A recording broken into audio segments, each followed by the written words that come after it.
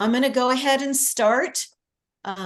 Welcome, everyone. Thank you for joining us this morning. This is our final general membership meeting for 2023.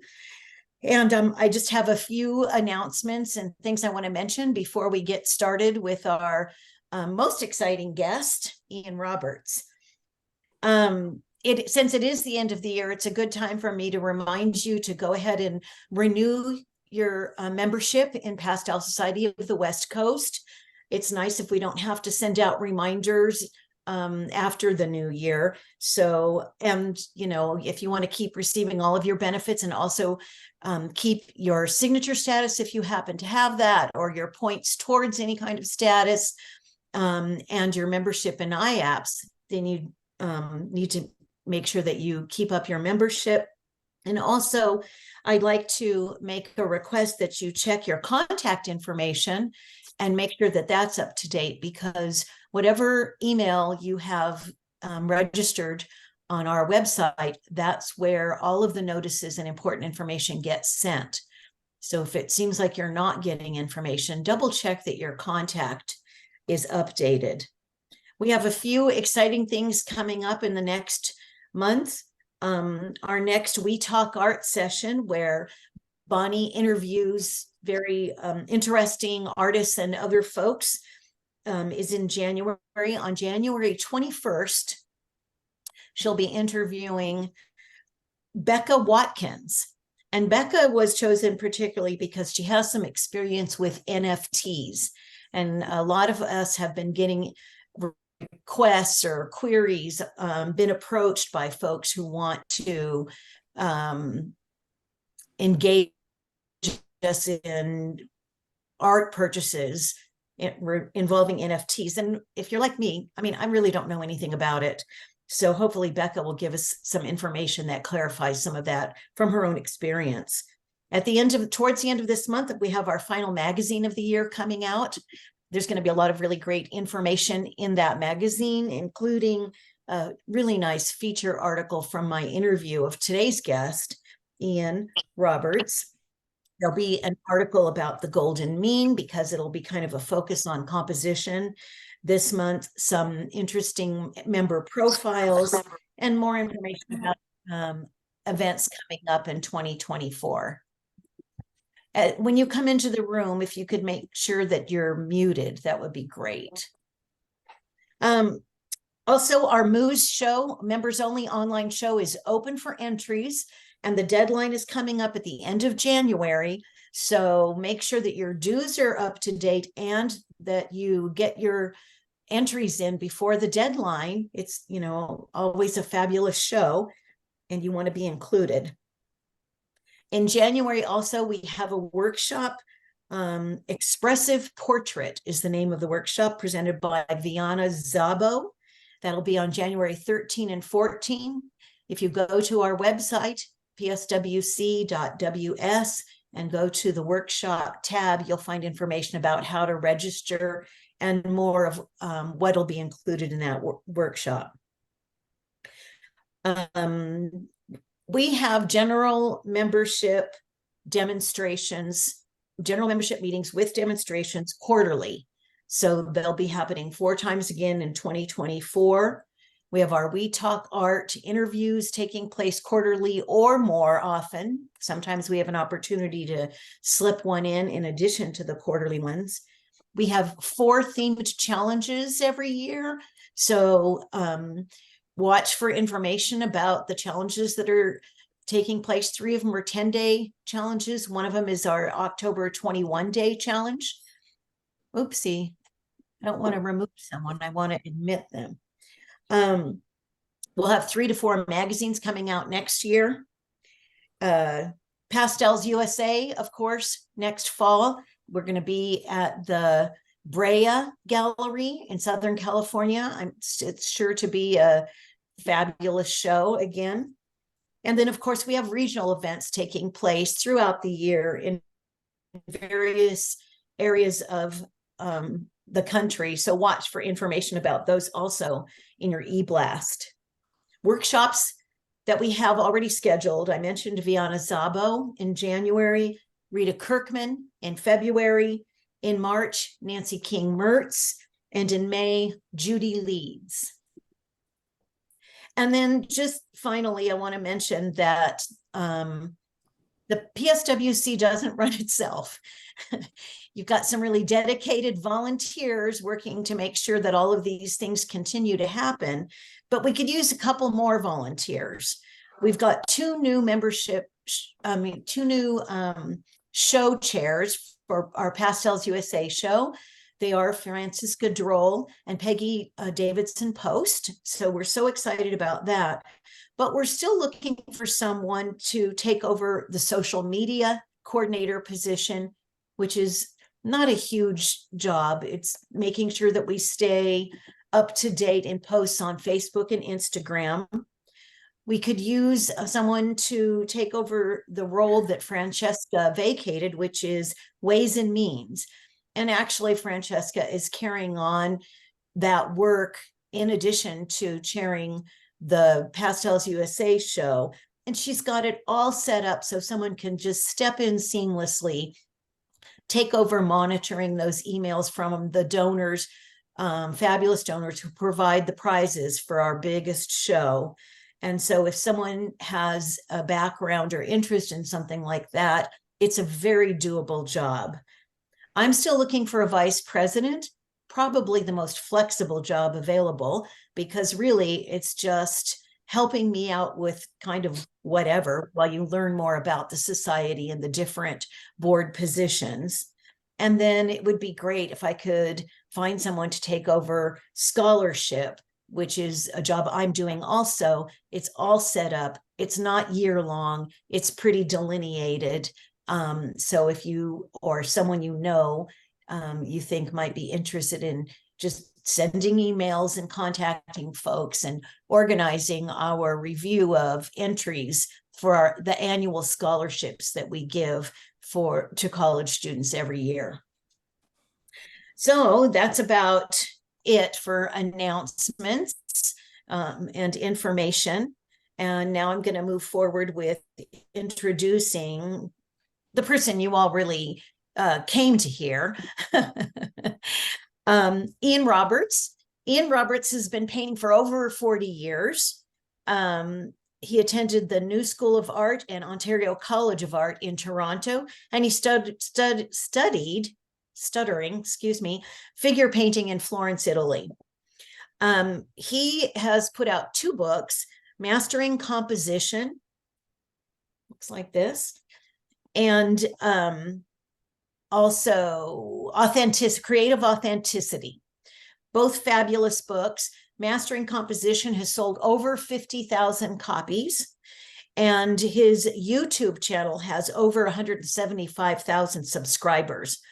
Ian also puts out free videos that if you haven't been following him, I highly recommend you check out what he has available for free, because that is going to hook you in to following him further.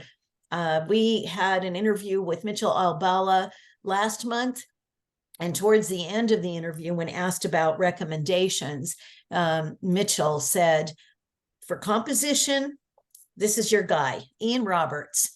So, Ian, I'm going to ask you to take it away. Thanks so much, Pam.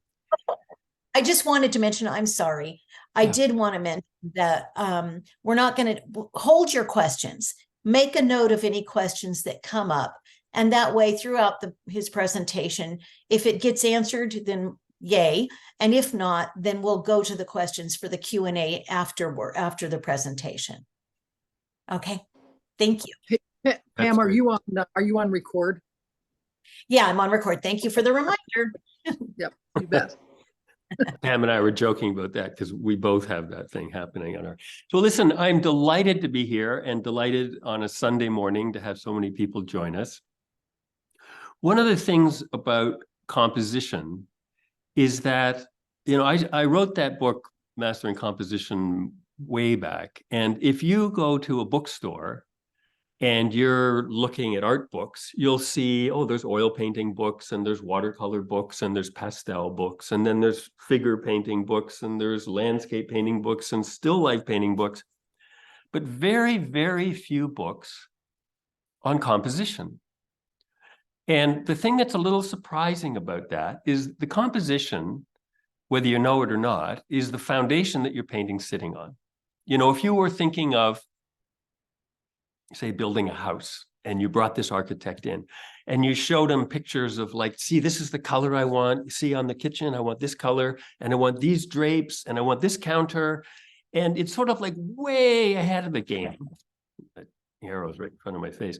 It's sort of way ahead of the game of what you really need to think about, because you need to put the foundation in. It's sort of, you could almost say, this kind of ugly brown or gray thing that they spend a lot of time forming, and then the truck comes in. But without that, you haven't got anything so that all your drapes and painting, you know, paint colors and furniture is going to fit anywhere.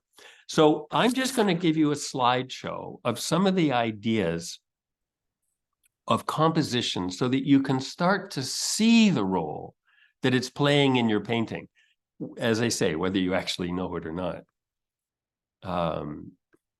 So you should be able to see my slide here and make it full screen. There, can you all see that? Yep. All right, and then I've got the little people all there. Okay, so in a way, this is what happens when most people paint.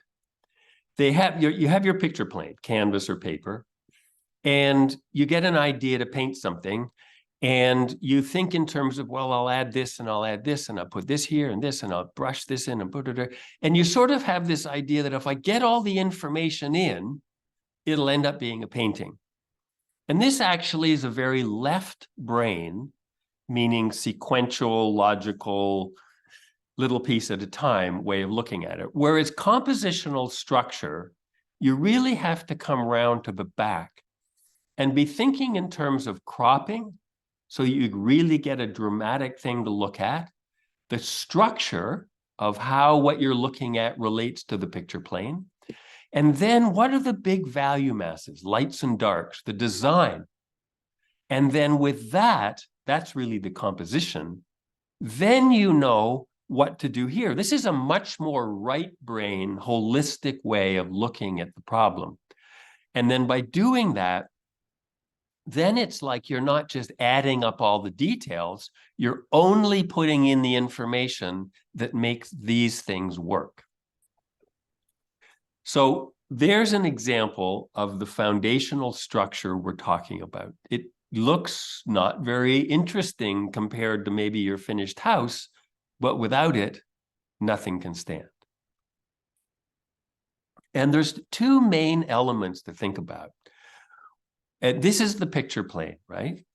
And within that picture plane, it's like New York real estate, we could say. You look at the number of images you're looking at, either in movies or ads or online every day, you realize there are a ton of images that are vying for your attention.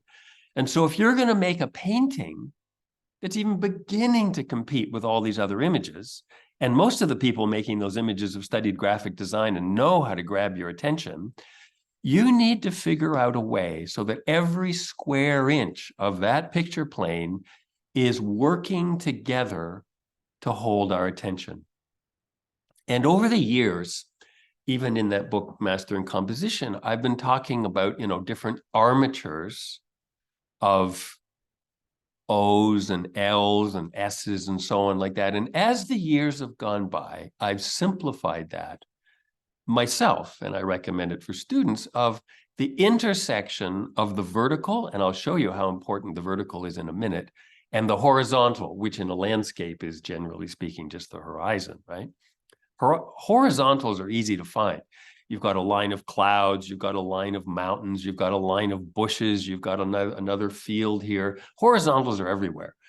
The thing that really is hard to find, and the thing that really starts to engage the whole picture plane, is finding the vertical. So you've got two main things that you're trying to do. One is to engage us with the whole surface of your picture plane, so it's engaging, and at the same time, creating the illusion of depth of 3 dimensions on this 2-dimensional plane. I hope that makes sense. It's like you're doing all your work on a two-dimensional plane. You may be thinking you're creating 3 dimensions, but obviously you're doing it in 2 dimensions. So you're doing these 2 design elements at the same time. One is engaging us just on the 2-dimensional surface. At the same time, we're seeing things recede into space. So this is a painting or a photograph, sorry, by by Edward Stryken of George Bernard Shaw. And I wanted to show it to you for the major reason is that this photograph was taken, let's say 1905, and they didn't have Photoshop. So when he's clicking the shutter, he has to know before he clicks the shutter that he's got the picture he wants, pretty much. So I want you to look at the compositional structure of this, because it's beautiful in terms of large, simple shapes against smaller, more complex ones. But the center of interest here, the thing that he's sort of orchestrating us towards, is that eye. Sure, the hand is doing that as well, but right up here, right?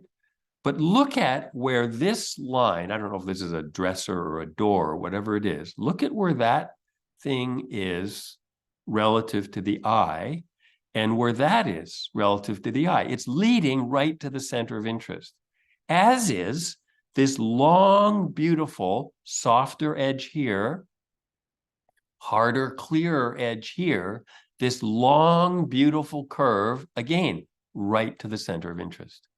Now, the point to remember is none of that is accidental. He's figured that out before he started to take this photograph. And that is my contention, is that composition isn't something, just like pouring your foundation, isn't something you can start thinking about once you've got the drywall sort of started and putting the paint on. If you don't start with the foundation, you don't end up with a house. And so my point is, you really need to be thinking about the composition before you begin. Because otherwise, what happens, you get halfway through the painting and you're thinking, oh my God, oh geez, that's not working at all. I don't know, oh gee, and then you have to repaint it and overwork it, and then you're repainting this, or you just stop because you don't know where to go. So I want to show you, and I mentioned this idea of the horizontal and the vertical. Now, this is a photograph I took just before it was a workshop and everyone was arriving. And the only reason I want you to look at this thing is because of that line there. I want you to look at the feeling of, we're going to call that a vertical. You know, it's moving from here up to here. I mean, it's not much of a composition in terms of anything you'd want to paint. I just want you to feel the dynamism of that line compared to that. Do you see how much more powerful that is to pull you into the image than that? That sort of does it. You know, you kind of wander in a little bit. The more powerful the vertical, the more powerful you are leading us into the image. And it doesn't have to be a road or a fence. I mean, it can be all kinds of things. It can be 2 different colored grasses even that can do it. So let's look at an image like this. Now, there's a vertical, and it sort of disappears here and leads us over to here. But I want you to look at this image and look at all the scuzzy stuff at the bottom of this pond, and look at all the information that is going on here. Figures and trees. I don't even know what that thing is back there, and a road and posts and everything. Look at all the stuff going on there. And then look at the painting that I did of it. You see that I've just simplified everything to be as simple as it can possibly be. That water is as simple, the reflection is as simple as it can be. And you don't go and say, oh, it doesn't look real at all. It doesn't even occur to you that it doesn't look real. You're just responding to what is now sky. But I want you to look at the compositional structure, because there's a horizontal here, right? There's a vertical here that takes us up, and then it sort of peters out such that now the green here is more intense than this orange, And so we come along these intense greens here back to a line of pink. The center of its interest isn't even a thing. It's just a hit of color at the intersection of this horizontal and vertical. So the idea of a center of interest isn't like it's a big barn or it's a building or something. It's this intersection of a horizontal and vertical. This is a design-driven painting. It is not a subject-driven painting. And I'm, it's sort of like for a while you're thinking, a subject-driven painting, say, could be like a barn or a bridge, or you're attracted to a thing. Whereas this is attracted to a structure, to the potential of a design. So this is a painting by a British painter named Patrick George. And it's one of those paintings, I love it because of what a great example it is of walking around looking for something to paint. There's a term in business called management by walking around, which I think is the idea that a manager, rather than sitting in his desk, sort of sending off emails, wanders around to talk to people and find out what's actually going on. And in a way, that's how you find things to paint. You take your camera or your sketchbook and you go out and you walk around a lot. So I get the sense that he's walking around and then it's like, oh my God, will you look at that? His attention is abruptly captivated by this rather unusual thing. And look at the structure here of how this line, vertical, takes us back to this thin line back here, and then how it pops through and pops through here. See how that is just the slightest bit of detail to sort of allow us, then it comes across back to here, a little touch there, and then we come back here, right? And so we have this big loop through the entire picture plane. Now, you think, oh, this foreground thing of grasses is really complicated. How would you paint that? And you realize, well, he hasn't painted any grasses back here. All the information is along the edges of where there's a value shift between dark and light. And then right up here in the foreground, you think, oh, but it's really complicated here. And you realize, no, he's brushed in some of this color against the green. And then you could almost count 40, maybe, pieces of grass that is then details that gives us a sense of what the rest contains, right? A little bit of information here along the edge implies the rest here. So that's where the idea of compositional structure allows you to stop thinking about all the detail and start thinking about the big masses that you're looking at. So here's another one. This is a guy named Dennis Miller Bunker, who was a contemporary of Sargent. And I want you to look at, because this is a masterful piece of painting, I want you to look at what's going on here over to here. Now, the thing that holds our attention in a painting more than anything else is value shifts, light to dark, way more than color. And I'll show you that in a minute. Value shifts and the quality of your edges in value shifts is the most important tool you've got for structure and composition in terms of, like, darks against lights. So you look here, there's a stand of bush grasses or something, and you can see how he's giving us quite a bit of information here, and there's still quite a bit of information here, right? Still a few grasses, and then by here, almost nothing. Now there's like a couple here that are darker than these over here, and then look at here, the quality between the ground and the water by here has disappeared entirely. There is nothing holding your attention here anymore at all.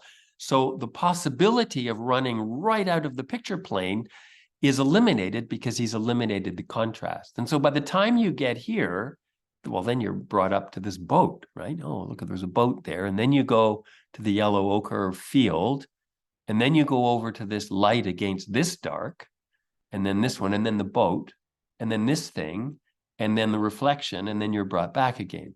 So again, this is like a big circular thing, and I'm showing two, as it happens, circular ones, just to show you how you're being pulled around the picture plane.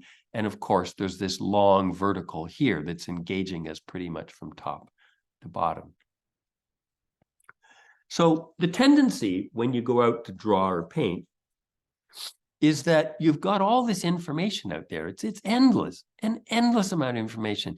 And you're looking at the trees back, you know, sort of 400 yards away or 500 yards away, and you're seeing all the branches, and you're seeing all the tall grasses here, and all the little ripples in the water, all the little reflections, and more tall grasses, and every single little twig and branch. And you're just putting it down, cataloging the information that you see. You're not actually filtering it. I don't know if you're doing this or not, but this is very common. Not actually filtering it through the lens of compositional structure. But look at that drawing compared to that. And you realize, oh boy, okay, I would see that on the other side of the room. That, I don't know, you'd have to get up pretty close to sort of notice what's going on because it's so distractingly busy. There you're seeing in masses and in terms of structure. And so this is further away, really simple. Big dark mass, some information here to make sure we know exactly what kind of trees we've got. You know, big dark mass, very simple, few little bits of grasses here to show that there's grasses on the edge. But you see how different it is as a way to conceive of it. Now, I mentioned before about color. You know, there's an expression, I know you have to have heard it, I think, is that color gets all the attention, but value does all the work. And this diagram, in a sense, shows that. Because here we have a blue to a green. You know, I mean, that's a pretty big shift. But you are not getting any form whatsoever. I mean, this value is the same as this value. All we're doing is shifting the hue. Right? Pretty much the same intensity as well, right? We're just shifting from green to blue, and we get no sense of form. All we're getting is a glowing disc. Here in black and white, we get a very strong sense of form. And when we're painting form, you know, the idea that you've got trees and bushes and hills and faces and everything is based on structuring the sense of form. So most of you are probably aware of Wolf Kahn. You know, he's great. Well, he's passed away now, unfortunately, but, you know, he's a great painter. And he's really known for his color. And you look at this and you think, yeah, look at the oranges and the purples. And look at the beautiful color. Really, you know, the yellow foreground. Look at that color. And then you realize, but it's the value that's making that work. Without that value structure, all the color in the world wouldn't save you, just a little bit like that green and blue thing.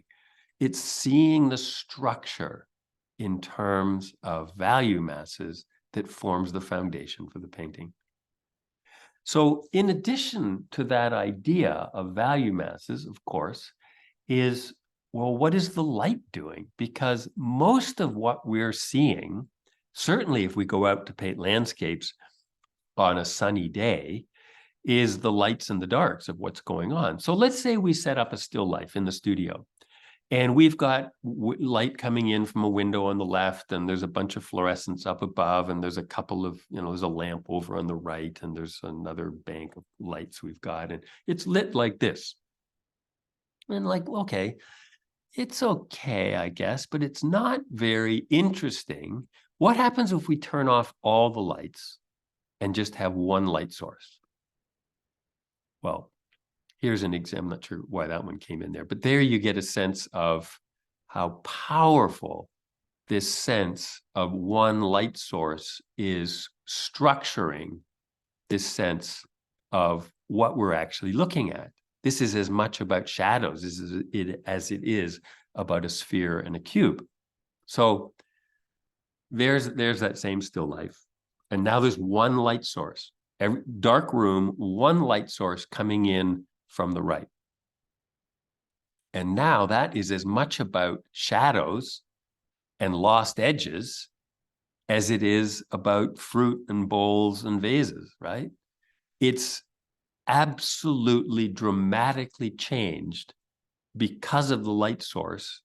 And it's not just that it's the light source, is that it's created these large masses of these large value masses of lights and darks. So let's look at the same one, exactly the same still life, but we put the light over on the left-hand side.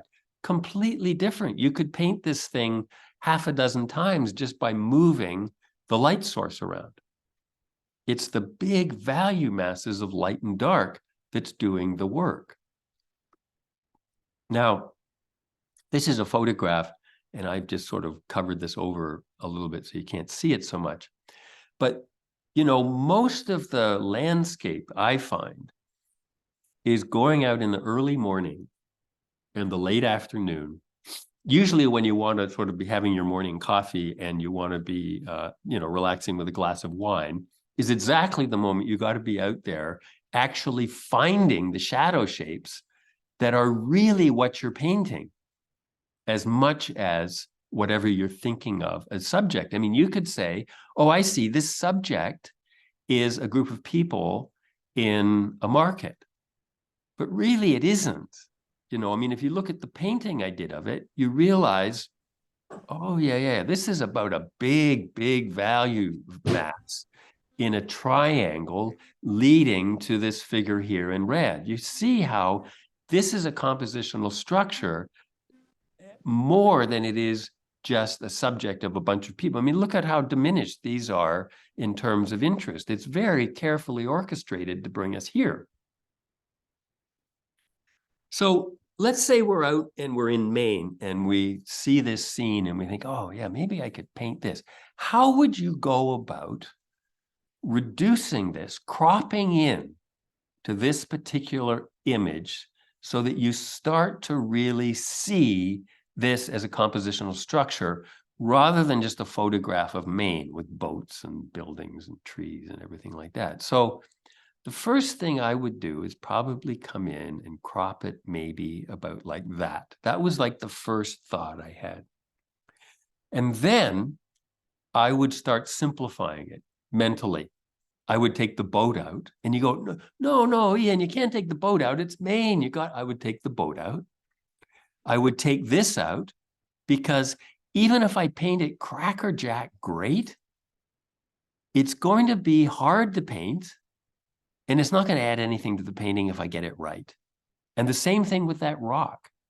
It's kind of weird, that rock. Looks like a loaf of bread. And even if I paint it as well as it is there, it's still going to kind of sit there like kind of a weird loaf of bread on top of that thing. And then this thing, get rid of that. I get rid of that and that and that. And then I did a drawing of it because the thing I really liked is sort of in here. So I did a drawing of it. But what you'll notice is I did the drawing of what I just showed you and realized there was too much room out here. And so I put a piece of paper here and I extended it. You can see where it was over here. I extended it out this way because what I wanted is like these sort of simple shapes here interacting with the more complex shape here. You could probably even trim it even more, so there's even less room over here. But you see the point now of what this thing is composed of. It's no longer just a subject where I'm cataloging information. I'm seeing it more in terms of design. And there, as it happens, is the painting I did of it. I think it's 24 by 36 or something. But you see how simple it is. Like if I had to paint that log in there, be like, you know, or that thing, it would look stupid, wouldn't it? You know, I've just gotten rid of all this stuff. So one of the things that I recommend is having a viewfinder, because you think when you go out into the landscape, or you've got a still life you're thinking of, or a portrait, you think in your mind that you know what it is you're going to paint. It's amazing when you start using a viewfinder and start moving it back and forth and really thinking about the cropping of what you're looking at, how much wasted, not useful stuff is often in our painting, that if you use a viewfinder to really come in on it, you start to see the design and you start to let the design take over from what feels like more subject matter. So I'm just going to show you 3 sketches of the sort of thing that you could think about doing before beginning to paint, because most people are in such a hurry to get started, to get, well, in your case, pastel onto paper, that they sort of skip by this step of building the foundation first. But imagine you had, found something, and you'd cropped it in and you'd got here and you'd reduced it to, 3, 4 values. Imagine having that before beginning to paint. I'm equating painting and pastel here. You're like, okay, I see what I want to do here. I got the idea. Or this one, right? Little town sort of catching the sunlight and some mountains. Now, I have a course that I've been teaching for, 3, 4 years now, Mastering Composition, which is about how to draw like this, how you actually nail this down so that it's an efficient and quick way to think through your ideas, and an enjoyable way to think through your ideas, so that when you start, you've got a pretty good chance of success, or at least your success rate really dramatically improves. So there's the book that Pam mentioned at the beginning. That DVD, if you buy the book, actually now is an online link. You don't need the DVD anymore.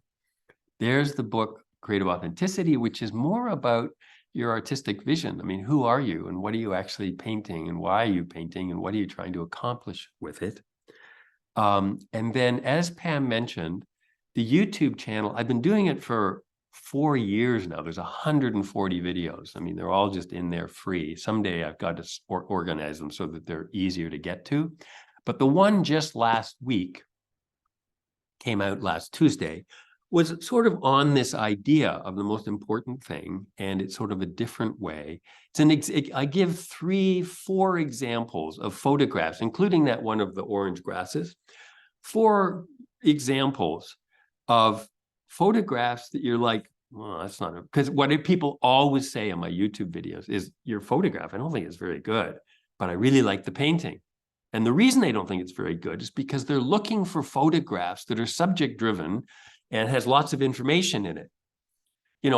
And my contention is, no, and the other thing is the kind of percentage I have in photographs that work. I'd say 1 in 50, sometimes maybe even 1 in 100 photographs are really valuable for making paintings of.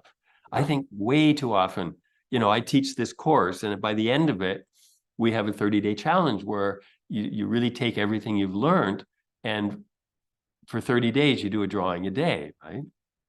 Or to whatever extent you can do a drawing a day. And one of the first things they say is, I've got all these photographs and I realize they're all pretty much useless because they just are not directed at this idea of value masses. And they have to start thinking again about, okay, how do I find these things that they're actually functionally useful? So, you might go have a look at some of those YouTube videos, because they're all, in a way, variations on what I've just talked about. I mean, sometimes I talk about color, and sometimes I talk about value, and sometimes I talk about, but ultimately they all come down to this thing of composition and compositional structure. So that's what I was going to say. Has anybody got any questions on that?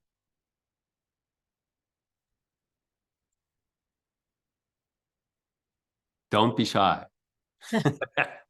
Now's the time to chime in. Now's the time. Well, this is Tom, Hi, and Tom.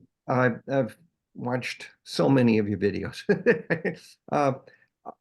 I try to do a value map and a sketch, and I go out and do in plein air, and it's always it's about a 2x3 if I'm doing landscape, and then I either hold it out at arm's length or I bring it in and I hold it up close to my face, and then trying to find what I want to paint I know it's right there. I like the subject, or I like the masses and the values, but I just find it very hard not to try to bring in the whole thing, trying to focus in on just where to hold that viewfinder, if that makes sense. Yeah, no, of course it does, because, you know, well, I'll give you an example. I used to teach painting workshops in Provence. I did for 25 years, and it was a wonderful gig. And I'd get groups of 12 or 15 or something, and I'd take them to this fantastic place, and everywhere you looked, it was fantastic.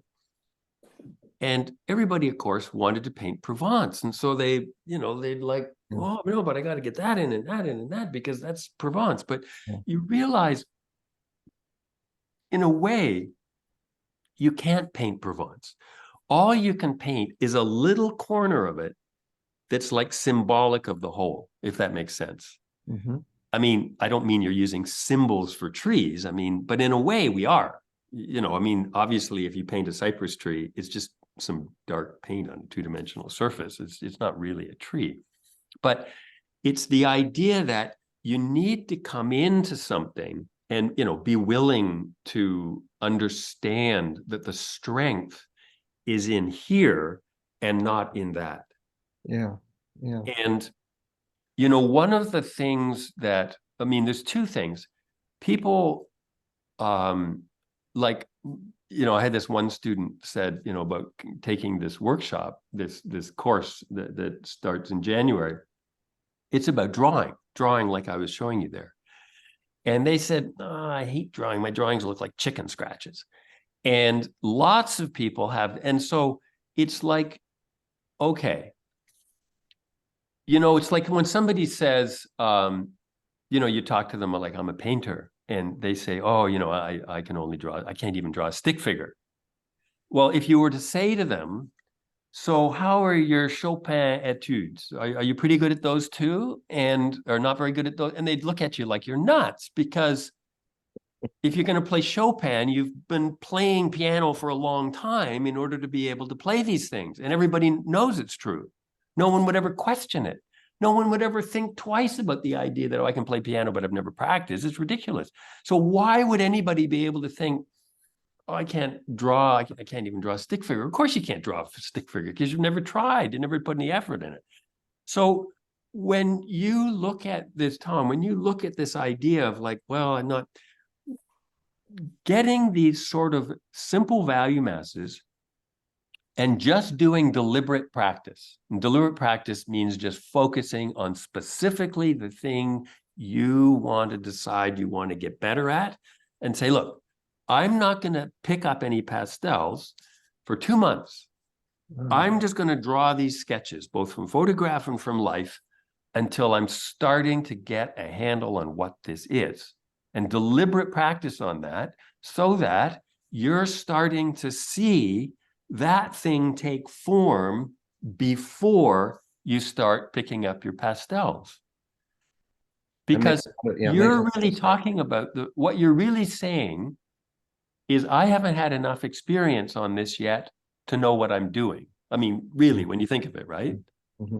And the only way to solve that is decide, this is important. I'm going to focus on that now. And I'm going to spend a couple of months just focusing on that, so I get a handle on it. I mean, I am still working on this thing of how to make strong compositions. They don't just sort of appear out of nowhere.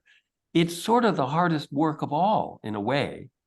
And I sympathize in the idea, like, I'm not sure where I'm supposed to crop it.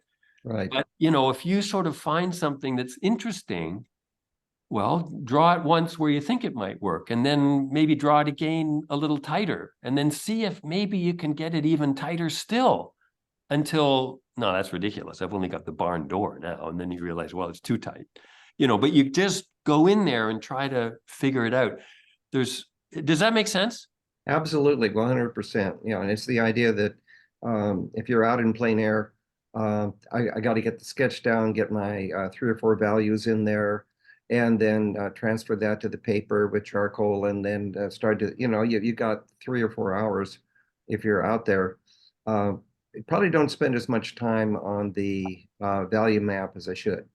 And I think to get the right edges and the values and stuff like that. But that's what you're saying is, spend a lot more time on just doing the value map. And think of it this way, that, you're in a long-term project here. You're a painter, right? And it's like learning a second language or learning piano. It's a long-term project, and it'll keep you engaged and hopefully happy for the rest of your life, because you'll never get to the bottom of it. I mean, I've been painting since I was 11, right? My dad was a painter. You never get to the bottom of it. Titian said at 93, I think I'm just getting the hang of it. So you have to think of it as a long-term project, and that there's a lot of process involved. You think in a lot of ways. I don't mean to project this on you, but I think a lot of people think that I'm actually doing the work when I have the pastel in hand, getting on with the drawing, and all this sort of stuff with, sketches and compositional structure. Yeah. It is the process. It's all the process. And you have to love the process. You have to love it all. And taking the time to really think in terms of the drawing and what you're doing there. And pencil is such a wonderfully nuanced and forgiving medium compared to, say, markers, right? Markers are nightmare. Watercolor, nightmare. So anyway, Tom, that's great. And I love this line here. Said Zen master, the most important thing is finding the most important thing. And it's a great line. Thank you. Yeah. Anyone else?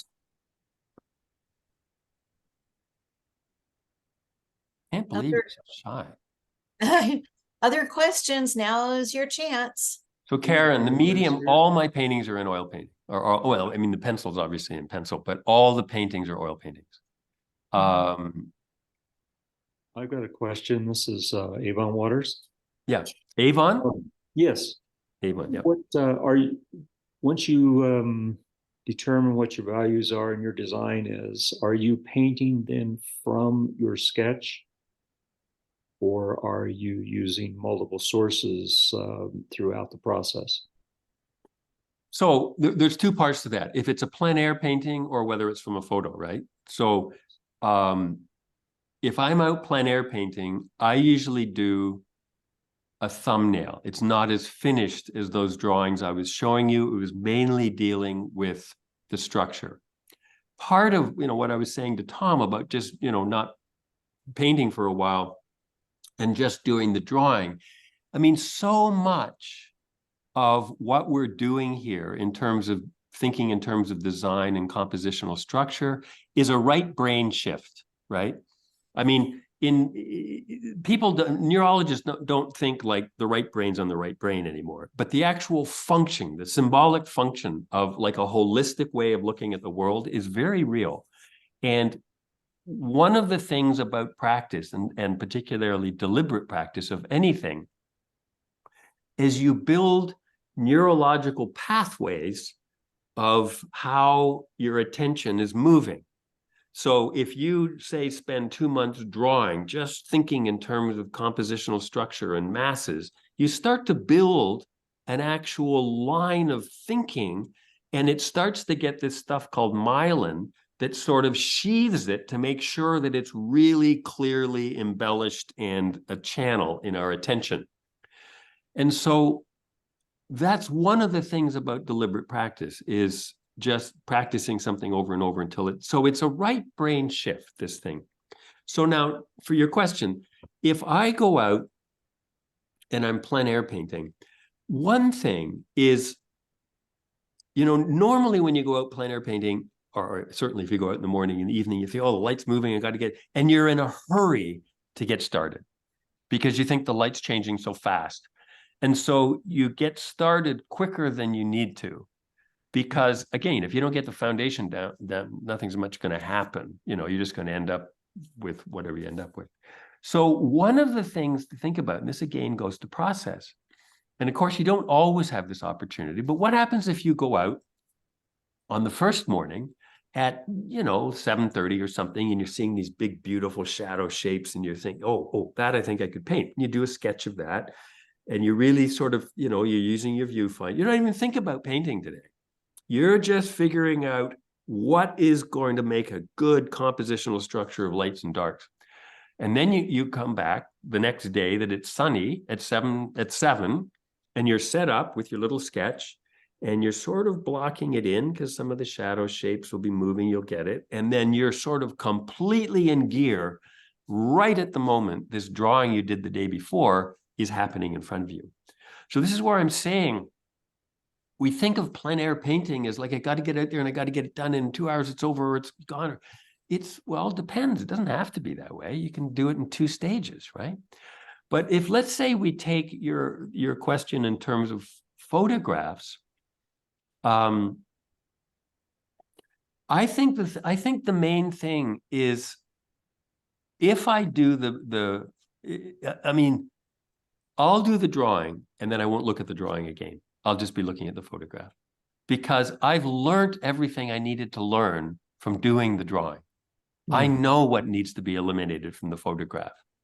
There's not much. See, one of the things about doing the drawing is it forces you to simplify everything, right? It forces you to simplify. If you're just getting hung up, I've got this drawing of somebody before the course and after the course. And the before course was so funny because this person had done a drawing and there was like a patio or something. And they'd drawn every single brick on the patio and on the walls, every single piano key on the piano, every single line in the parquet floor. They were just cataloging all the information in the world. And then at the end, they're sort of thinking more in terms of masses and so on like that. And once I've figured out what the big value masses are, then everything else is gone in my attention. If it's not supporting that, it's out. Does that answer your question? Yes, thank you very much. So do you see the question from Nancy there, Ian? Yeah. So here's the thing, Nancy, about working only from photographs. The camera doesn't have the range of value recognition that your eye does. Your eye is an incredibly sensitive instrument. And when you're looking at a shadow, you can see right into the shadow. You can see the colors, you can look right into the shadow and see all kinds of information, right? You can sort of see all these different things. Photographs don't have that range. And so if you get the lit side working, the shadows can actually go like almost black, right? You've seen photographs where your shadows, there's no information. Well, the problem is, if you come to paint that, we, the viewers, particularly if you're a painter, know that you worked from a photograph and know that you don't know what's going on in the shadow because there's no information there. So here's the advantage to plein air painting. Other than just getting out and being in that exhilarating experience of being out in nature and being attentive to nature. And one of my favorite lines of all time is Mary Oliver, the late poet, is attention is the beginning of devotion. And it almost makes me weep how extraordinarily powerful that statement is. Because devotion, I don't mean devotion to God, I mean devotion to the deepest, spiritual resonant connection with the universe that you can possibly have.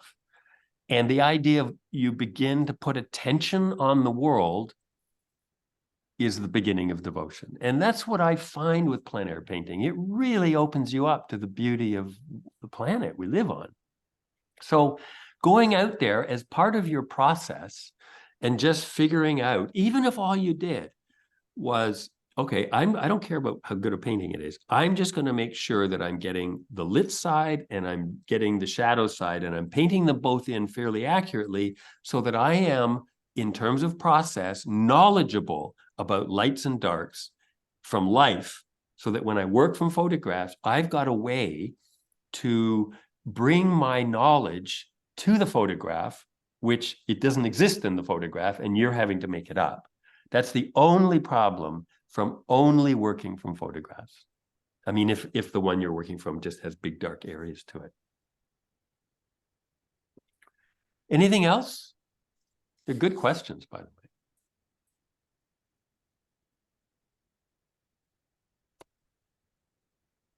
So you can go to my website, ianroberts.com, and there's a button to click there that takes you get a video. And I think most of the things I've talked about today are in that video, but you also get signed up on my email list.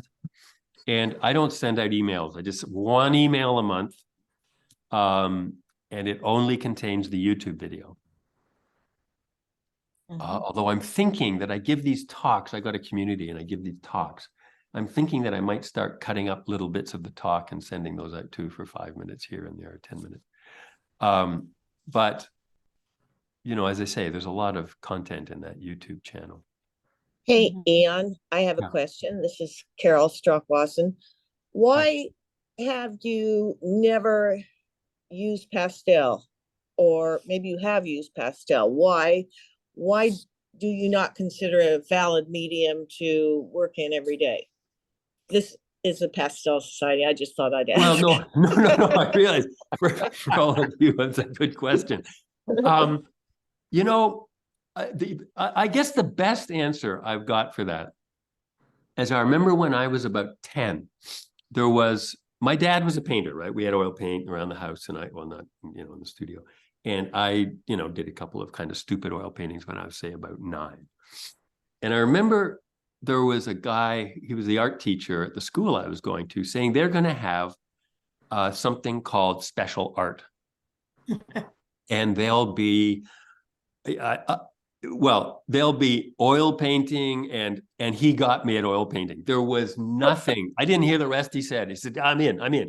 And I've always felt that way about it. I mean, I've done some acrylic. I've had to do pastel on workshops where somebody's trying to figure something out. And I never work on someone's painting unless they give me permission. But if I have permission, you know, I'll pick them up and I'll, you know, I can draw, I can put it in. It would be fascinating. I just think there's I mean, when you think about being an artist and the number of things that are open to you to explore, you know, painting figures, doing portraits, these are things that interest me too. They take a lot of time and attention to build the skills to do them well. And pastel is like just something else. It's just one other thing that to do well, I would have to practice at it and try to get good at it. I mean, it doesn't just, watercolor's the same. I mean, I'm very, what's the word? You know, I teach this course and I have to do watercolor demonstrations, and mine are very pedestrian, right? I don't lay in washes particularly well. Adequate, but pedestrian. I could learn to be a good watercolor painter, probably. I could probably learn to be a good pastel painter. It's just, there's other things. I'd like oil paint. It's good enough. It just keeps me going. I don't have a better answer than that, really. For whatever reason, you've been attracted to it. And you know, I just say it's as good as anything else. Just dig in, you know? Yes, thank you, Ian. You have your devotion is to oil painting, just like my devotion is to pastel. So Yeah, exactly. And there's no value judgment on it, you know? Anything else? There's a question about when your next course starts. Yeah, it starts January 9th. Well, no, the you know, the information about it starts, the registration is open from January 9th to, I don't know, 16th or something. And then the course starts January 20th for 6 weeks. And just so you know, the course goes 6 weeks, and there's a month of this 30-day challenge.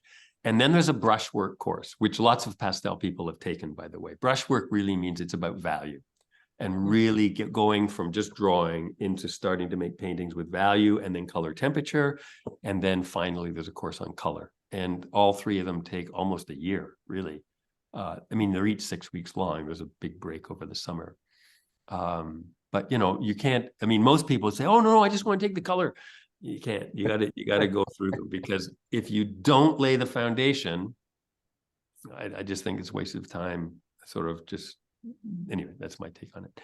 But it starts January 20th. And if you get on my email list, again, just by going to ianroberts.com, just click there, you'll see there'll be about 4 videos over a week just talking about it and different aspects of it. I mean, one of the videos is called 5 Principles How to Master Anything. And so whether you're wanting to paint or play piano or anything, I mean, there's certain principles of the way we learn and so on like that. I mean, just as an example, one of them is you want to learn principles and not techniques. So let's take that for pastel painting or watercolor, right? I mean, the principles of compositional structure. So it doesn't matter whether you're doing watercolor or pastels or oil painting, or doesn't matter the medium. And it doesn't matter whether you're doing still life or portraits or landscapes or plein air. It doesn't matter whether you're doing abstraction or representational or tight or loose or whatever it is. They all rest on the foundation of composition. So it's learning principles. And then you can apply your knowledge of pastel to it, just like a watercolor will apply. I mean, the techniques, you can learn techniques, you know, over time. You can get that. But if you don't know the principles underlying the techniques, you can waste a lot of time, you know, kind of, you know, making the same mistakes over and over and over again, not really feeling you're getting any traction. Mm-hmm. So ianroberts.com, sign up there, you'll see those things and just, you know, see if it suits you, you know. Yeah. Okay. Well, so it seems that there are quite a few people who've joined us who actually are familiar with your classes and Becky here. I can say, I mean, but if anyone who's on hasn't explored it, I personally highly recommend it. I have both of Ian's books. They're fabulous. I've gotten the free videos when they used to come out weekly, and it was the highlight of my week every Tuesday morning. And nothing long, just a short little blip to kind of keep reminding me over and over and over about what was important. And I took the drawing class, and I can just really vouch for the fact that it's clear teaching. You're not going to walk away without having learned something that's valuable to your art making. So, oh, sorry. I removed the spotlight just as you got. Sorry. so sorry. Oh, I got pretty far. You did well. You did I know. well. Pam and I were talking before. I had COVID last week. The first time I ever had COVID. And then I think I got so tired, I got a cold, and I've been coughing and sneezing and was thinking, oh my God, what's going to happen here? But it didn't. I got through the whole thing. Yeah. Thank you so much, Ian, for joining us. It's really been a pleasure. We appreciate your time. We love the work that you do, and I'm sure many of us will be seeing you further on the internet. Yeah, do go have a look at some of the YouTube channel, and it was delightful. I mean, I'm glad you all came this morning, and hopefully it was helpful, and maybe we'll see you again. Yes, thank you so much. Thanks for joining us, everybody. Bye for now. Bye. Bye.